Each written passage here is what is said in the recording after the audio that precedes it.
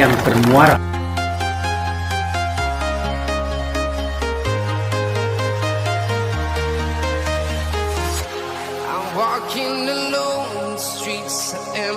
Berbahagia kita ketemu lagi setelah kita libur ya, tahun baru. Maka pada hari ini kita sudah menginjak tahun 2022. Pak Syamsul ucapkan selamat tahun baru. Mudah-mudahan tahun baru ini kita semakin sukses ya, semakin kita semangat di dalam beberapa profesi ya. Di antara kalau mahasiswa kita harus semangat belajar agar kalau kita segera mendapatkan sesuatu yang kita impikan. Jadi kita harus lebih semangat dari tahun kemarin. Oke, kali ini Pak Syamsul akan membicarakan materi kuliah manajemen pemasaran tentang yaitu produk jasa ya. Jadi ini adalah kita harus tahu sifat-sifat daripada sebuah produk jasa yang dijual atau ditawarkan kepada masyarakat, sehingga apa sebenarnya itu jasa secara realnya harus kita ketahui secara mendetail. Nah, coba kita akan Pak Syamsul sampaikan tentang apa sih definisi jasa itu ya, menurut beberapa pakar, antara lain ada menurut Kotler ya, bahwa definisi jasa atau layanan ya, menurut Kotler adalah setiap tindakan atau perbuatan yang dapat ditawarkan oleh suatu pihak kepada pihak lain yang pada dasarnya bersifat intangible, tidak berwujud ya, dan tidak menghasilkan kepemilikan sesuatu. Jadi inilah menurut Kotler.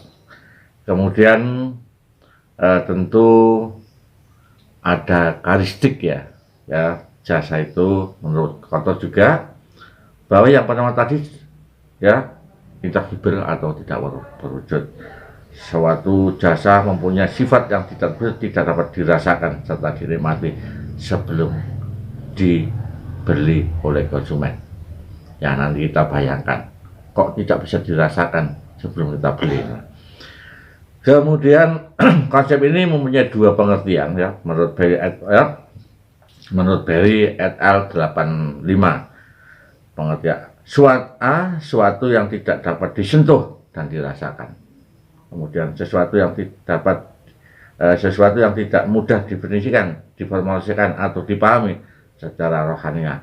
Implikasinya ya, dari kedua sesuatu itu maka jasa tidak dapat disimpan ya. Jasa tidak dapat dilindungi oleh hak paten. Jasa tidak mudah diwujudkan atau mengomunikasikan suatu jasa. Nah, coba kita tafsirkan secara real. Nah, jadi pada umumnya ya ini inseparability, tidak dapat dipisahkan. Pada umumnya jasa yang diproduksi dirasakan pada waktu bersamaan, dan bila dikehendaki oleh seorang untuk diserahkan kepada pihak lain, maka dia akan tetap merupakan bagian dari jasa tersebut. Interaksinya ya antara penyedia jasa dan pelanggan merupakan ciri khusus dalam pemasaran jasa. Keduanya mempengaruhi hasil dari jasa tersebut. Implikasinya adalah ditimbulkan kondisi di atas adalah karena jasa diproduksi dan dikonsumsi pada saat yang sama. Jadi kalau Anda misalkan ya, maka produksi massa atau mass production tidak dimungkinkan. Artinya begini ya, ini singkat jasa. Ketika kita mendapat pelayanan daripada seorang dokter, kita rasakan setelah kita dilayani itu ya, bersamaan. Sekarang kita potong rambut juga sama. Kita potong rambut, kita sebelum datang, kita tidak pernah bagaimana rambut saya, dirasakan itu ya. Jadi kita rekreasi, kita bayar tiket, maka kita rasakan. Setelah itu kita sudah selesai. Jadi dirasakan bersamaan. Itu rata kita naik bis ya. Begitu kita bayar, kemudian kita turun ya sudah selesai. Artinya tidak bisa disimpan di situ ya. Jadi apa yang kita pada umumnya ini pada umumnya seperti itu ya menurut beberapa pakar ya. Jadi bahasa itu bisa dinikmati setelah kita membayar. Sama kita juga masuk hotel, kita minum ya. Setelah itu sudah selesai. Itulah jasa. Kemudian variability atau bervariasi itu jasa. Jadinya jasa selalu mengalami perubahan bergantung kepada siapa penyedia jasa, penerima jasa, serta kondisinya di mana jasa tersebut dihasilkan. Maka implikasinya adalah satu atau A, kualitas tergantung kepada banyak faktor, tidak semua dapat terkendali. Kemudian karena faktor yang sangat kompleks, maka service manager tidak semua dapat mengetahui bahwa jasa dapat diberikan dengan cara yang sesuai dengan rencana. Itulah. Jadi kalau jasa itu bervariasi, tergantung bagaimana kita merasakan. Karena jasa ini berbagian daripada sebuah seni. Kemudian jasa sifatnya juga variability atau tidak tahan lama. Implikasinya adalah jasa layan tidak dapat disimpan dalam bentuk sediaan. Ya misalkan tadi saya sebutkan tidak bisa disimpan jasa itu ya, karena ini kita nikmati bersamaan ya, bersama kita beli kita nikmati. Tuh. Kemudian perkiraan permintaan memegang peranan yang sangat penting dalam desain, utilitas dan kapasitas fasilitas perusahaan. Jadi tergantung, misalkan kita inovasi, kita menikmati, coba kita menikmati yang kita dekat dengan kita ya, jasa ya.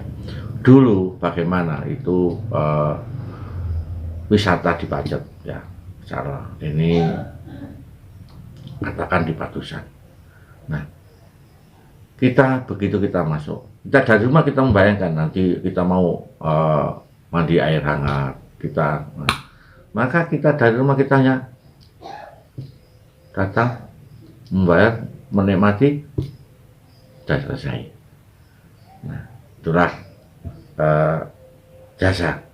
Ya, mereka selalu memberikan interaksi dengan para pelanggan. Nah, kalau kita klasifikasi ya jasa, jadi kita harus